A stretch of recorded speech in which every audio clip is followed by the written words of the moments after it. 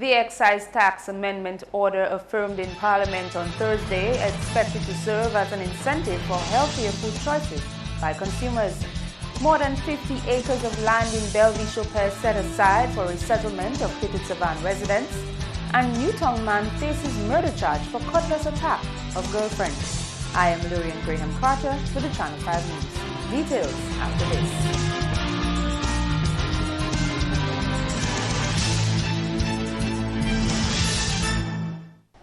First up, a number of legislative amendments introduced by Prime Minister Skerrit were successfully amended and passed at Thursday's sitting of Parliament. Among them, the Income Tax Amendment Act, the Value Added Tax Amendment Act of 2015 and the Excise Tax Amendment Order, which was affirmed. As expected, the Excise Tax Amendment Order, which came into effect on 1st September 2015, stimulated debate. Some of these items to attract increased taxation include soft drinks, sweets, chocolate, and malt beverages. I asked then in July whether there was some survey done, whether some assessment was done regarding the level at which the tax should be imposed and whether it ought not to have been higher to achieve the effect that the government intends it to achieve, which is drive the price out of the reach of those who are consuming these items and therefore falling prey to the non-communicable diseases. Prime Minister Skerrit defended his motion by re-emphasizing some of the arguments he made during his budget presentation as the basis for increasing the price of certain commodities which promote non-communicable diseases such as diabetes and hypertension. We have to support local.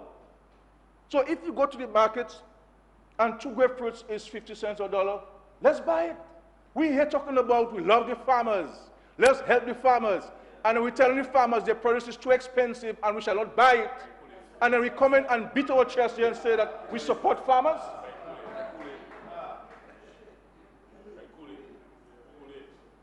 Madam Speaker, when we buy stuff, I want to ensure that we buy stuff as far as practically possible, things made local, even if it's a little more expensive.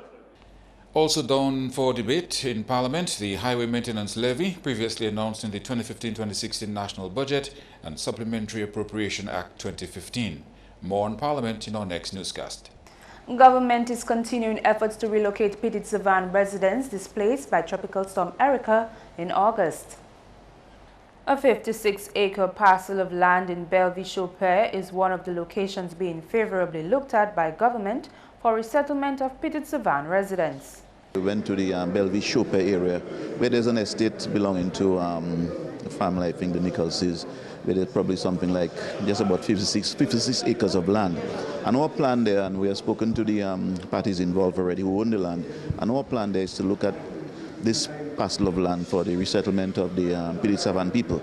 As you know, the Bellevue-Chopin area is close to Petit Savan in terms of proximity being in the south, and we want to look at we're looking at actually to resettle the Petit Savan people, being close to them, their livelihoods, because you know a lot of them were involved in the bay leaf type planting and cultivation. And so what we want to do there is go in there. We have the survey teams are in there. They're surveying the land. We're looking at the topographical studies in order to be able to build the necessary, to design the necessary development plan for that area to house our Petit Savan people. The minister explained part of the reason for the delay in settling the Petit Savan people. The land has to be surveyed. We have to go for a formal acquisition of the land to house our people of Petit Savan. So that's in full progress. But we also have to bear in mind that Jubic is a problem area. Petit Savan suffered quite a bit in terms of loss of lives and whatnot. But we had the people of Cooley-Beach-Tree, the people of Collyho, and we have other major areas in Dominica that are still affected. We'll have more from Dr. McIntyre in another newscast. In other major news, a Newtown man could face 10 years of jail after being charged for attempted murder. Kurt Edison Pemberton of Victoria Street appeared before a Roseau magistrate for the attempted murder of Bianca Blanchard of Point Michel. The bus driver who runs the Point Michel to Roseau route entered Blanchard's workplace just after midday on November 23, 2015. She sustained several lacerations to both her hands and her left leg after she was attacked by her boyfriend with a cutlass. She underwent 7 hours of surgery in order to save her hands. The surgery is said to have been a success, and she is listed as being in stable condition at the hospital. Police Inspector Michael Loda, representing the prosecution, objected to bail on the grounds that the incident was violent and serious.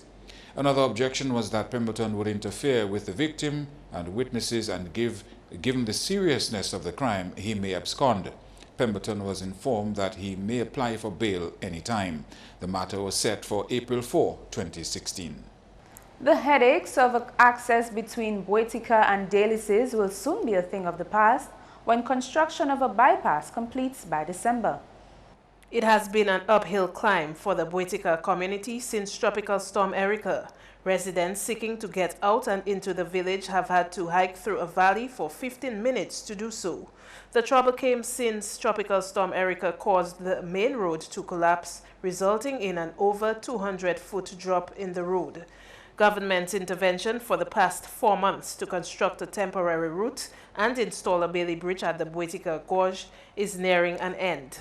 That's according to Public Works Minister Ian Pinard, who spoke to Channel 5 News on Thursday before Parliament. Work is progressing satisfactorily. In fact, we expect the project, especially with the good weather that we're getting now, to be completed within 2 to 3 weeks, and the installation of the Bailey Bridge across it to take 1 week. So we're looking at in the middle to the 2nd to the 3rd week in December. The road should be completed, and the places of Boetica and Delhi should be going and anywhere in Dominica and driving the vehicles. So we expect that. Again, we lost some time because of the weather, because the contract was supposed to come to an end already, but we lost about 10 days because of the rains. And if the weather continues to stay with the sun, we expect it even to might even finish before. A technical team from Jamaica is on island as the Jamaican government has offered to install 2 Bailey bridges here due to Storm Erica's impact. A Bailey Bridge will be installed to connect Trafalgar to Waterweaven, where an existing bridge was lost due to the passage of Tropical Storm Erica. Public Works Minister Ian Pinard says government has started clearing the site for the project. In fact, the Jamaican government has sent 2 Bailey bridges for us. We're going to be putting one between Trafalgar to Waterweaven. That Trafalgar bridge was also washed away. We expect the program the project has started already, and the Jamaicans, there's 3 Jamaicans engineers who are on island right now. We expect to get a team of the Jamaican government, send a team about 15. They're coming into the project themselves. The Jamaicans are paying for it, so the Jamaicans are coming down with the equipment. They're donating the Bailey Bridge. They're coming down with the equipment. They're coming down with cement. They're coming down with all the necessary equipment. So the Jamaicans are coming down with all the material and the manpower. Pinard says that project at Trafalgar should be complete in 3 weeks. A location to install the other Bailey Bridge is yet to be confirmed. The other one, we are now looking at a location. We haven't decided as yet where we're going to put that other one. We are now looking at the different areas. We're looking at Geneva and putting one there. So we haven't decided as yet, but soon we will decide, because we're working with the Jamaicans to find them, because they are the one that is doing the installing of the bridges, of the Bailey bridges. So we're waiting for them, and in terms of deciding where exactly we're going to put that other Bailey bridge. 3 Bailey bridges were previously installed at Point Round, Bartley and Makoshui. The material was donated by the St. Vincent government. Government has further plans for those sites. We had some problems with the recent rain that came, but the Bailey bridges withstand it. We are now going to do additional work on it to strengthen it. We're getting estimates so we can get this done as soon as possible, and we expect the 3 Bailey bridges on the west coast to be strengthened. The future works is the Chinese are coming down. They will be down the 1st of December to assist us. You are watching Channel 5 News. Coming up, the Rotary Club's substantial donation to small business owners.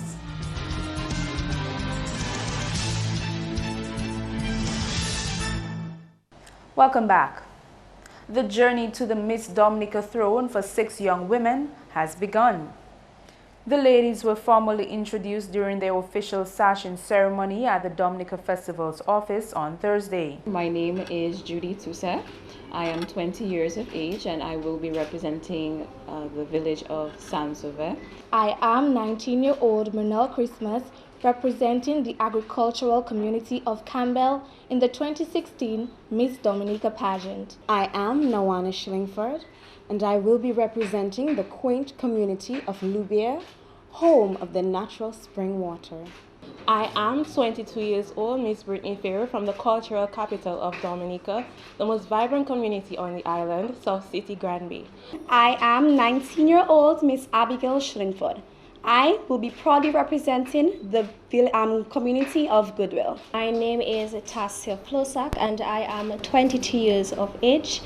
I am one of the lucky contestants privileged to be from two communities. I was raised in Atkinson, however, I reside at Castle Comfort, which is the community I will be representing. The activity comes as carnival organizers are in the final stages of planning for Mass Dominique 2016 to be launched next Thursday at the Windsor Park Sports Stadium.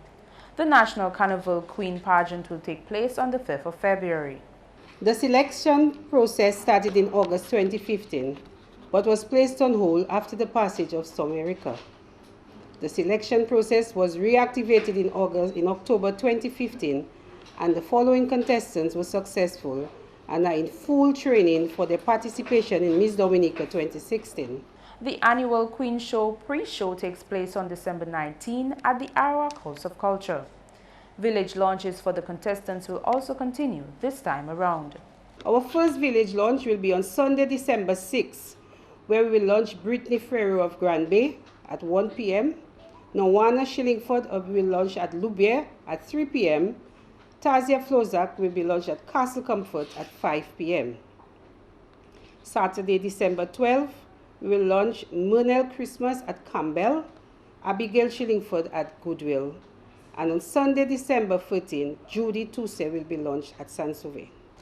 22 small business owners whose properties were severely damaged or lost due to Tropical Storm Erika have received assistance to replace their tools. The help came from the Rotary Club of Dominica when they donated money in the amount of $117,542,000. The affected entrepreneurs from the communities of Coolibistry, Collyho, Petite-Savanne, Dubic, Grand Bay, Campbell, and Pichelay. And we selected persons who we noticed were self-employed. They were farmers, contractors, seamstresses, persons in all different fields, some of them small manufacturers, some of you were small manufacturers. And because of Tropical Storm Erika, you were no longer able to conduct the business that you were doing in the past. Either the river passed through your homes and washed away all your tools and equipment, or a landslide occurred which covered your homes and you were not able to salvage. We'll be giving you a letter. On that letter, we will, when you open it, you'll see that we have itemized all the items that you brought in on your invoice, and all you have to do now is go to the business places. The Rotary Club also made a financial contribution to the community of Bagatelle to complete work on a storm drain in that community. Bagatelle was very special because they told us right up front that there was a drain that was constructed just prior to the storm, and that drain took all the storm waters away from the communities and saved the village. So they just need a little bit of cash right now to complete that drain, and we felt that we need to assist them in that regard. So that's why Bagatelle is on our list. Last month, agents for HHV Whitchurch and Caribbean organized Tropical Storm Erika Relief Concert, which was held at the Newtown Savannah, where part proceeds in the amount of $50,000 were donated to the Rotary Club to continue assisting those affected by the tropical storm. An award-winning local reggae artist calls on Dominicans to unite after the passage of Tropical Storm Erika. On Thursday, the Nasir Foundation presented the hardest-hit communities with checks after a fundraising activity. Over 2 months ago, the Nasir Foundation teamed up with Q95 to conduct a radiothon to raise funds for the storm victims. Over $20,000 was pledged by listeners who called in. So far, $14,000 has been collected, and the foundation was eager to present the communities with what they had so far. Checks were presented to the Petite-Savanne Resettlement Committee, the Bagatelle Font-Saint-Jean Point Carib communities, the Collyho Village Council, the Coolibistry Montrachet Village Council, and a representative from the victims of the Newtown fire. Nasir Fontaine hails from Bagatelle. I think this storm came not to hurt us, but to wake us up and to tell us, hey, something is happening. You need to better yourself. You need to love your neighbor more. You need to do better things so that we can rise as a people. We can rise from this, but not politically, not religiously. We must rise as a people. Sports is next with Kenny Williams.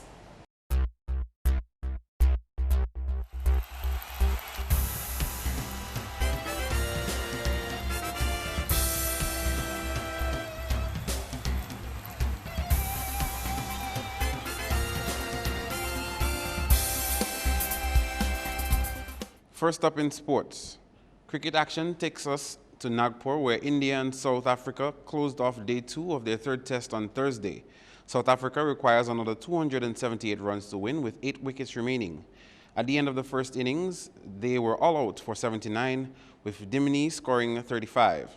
Ashwin picked up 5 for 32 and Jadeja 4 for 33 in favor of India. Dhawan added 39 for India to help bring his team to 173 in the second innings.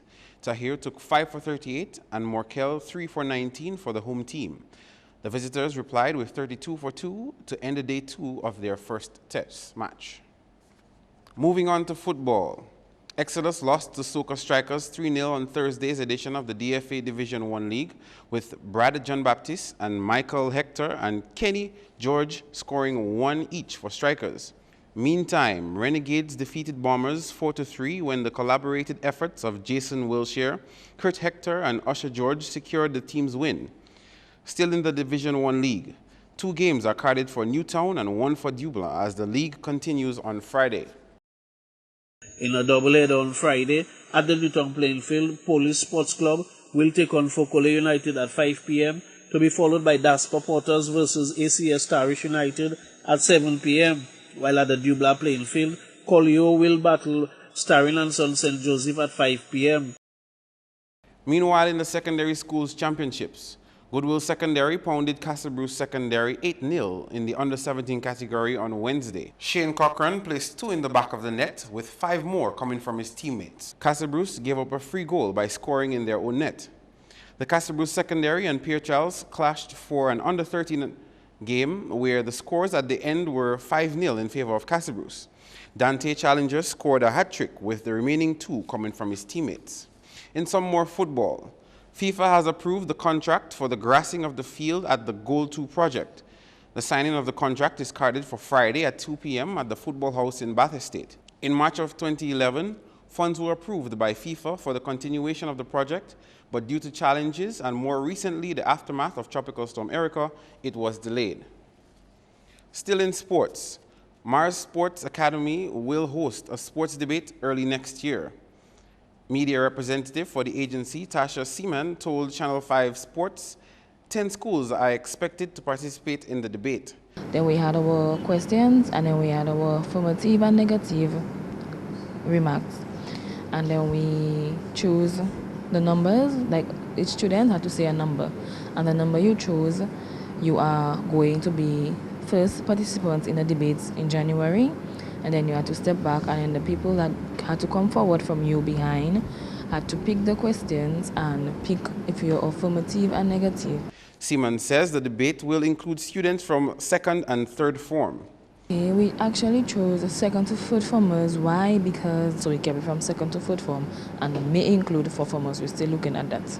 Seaman is convinced that participation in sports could help young people develop in their various sporting disciplines. There's a lot of young men and women that are enthusiastic when it comes to sports, and they want to strive forward and excel better in sports. That's why we want to take emphasis on that sports area and make it a big thing for the children in the schools.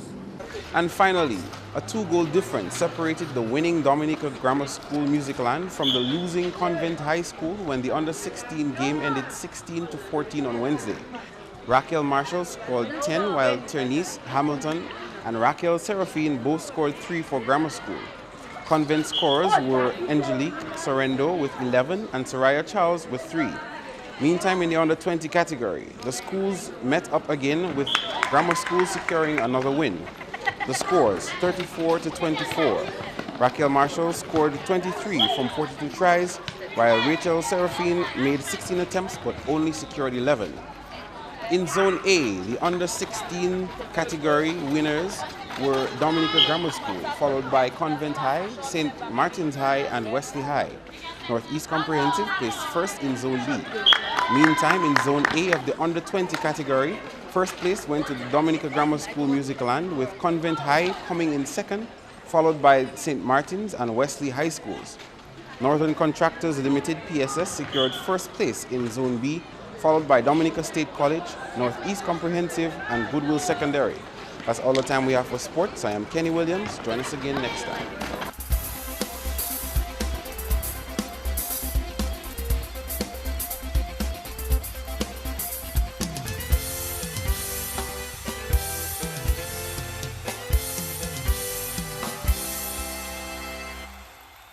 The weather report is next. Good evening. Welcome to tonight's weather broadcast. The weather pattern of yesterday continued into today, with some low-level clouds moving across the islands of the Les Antilles. Here in Dominica, some cloudiness was observed mainly across the interior of the island, with radar imagery confirming some shower activity mainly across the interior of the island. Tonight's weather is expected to be partly cloudy with a few scattered showers, and for tomorrow, partly cloudy skies to occasionally cloudy skies with a few scattered showers. Sea conditions are expected to be moderate in open water, with waves peaking near 7 feet. Small craft operators and sea bathers, you're advised to exercise some caution. For the next 3 days, expect an increasing cloudiness and scattered showers by Saturday into the early part of next week. For the remainder of the Caribbean, occasional cloudy skies and scattered showers can be expected into tomorrow. On the international cities forecast, cloudy skies in New York, partly cloudy skies in Miami, overcast conditions in London, some thunderstorm in Caracas, and clear skies in Beijing. The sun will rise tomorrow at 6:14 a.m. and set at 5:33 p.m. For additional information, feel free to contact us at weather.gov.dm or call the weather hotline at 447-5555. Thank you for viewing and have a good night. That's news. The headlines again. The excise tax amendment order affirmed in Parliament on Thursday, expected to serve as an incentive for healthier food choices by consumers. More than 50 acres of land in Bellevue-Chopin set aside for resettlement of Kibbutz residents. And Newtown man faces murder charge for cutlass attack of girlfriend. Email us at news@mapping2k4.com. You can also access our past newscast on our YouTube page. On behalf of the production team, I am Julian Graham Carter. Thank you for joining us.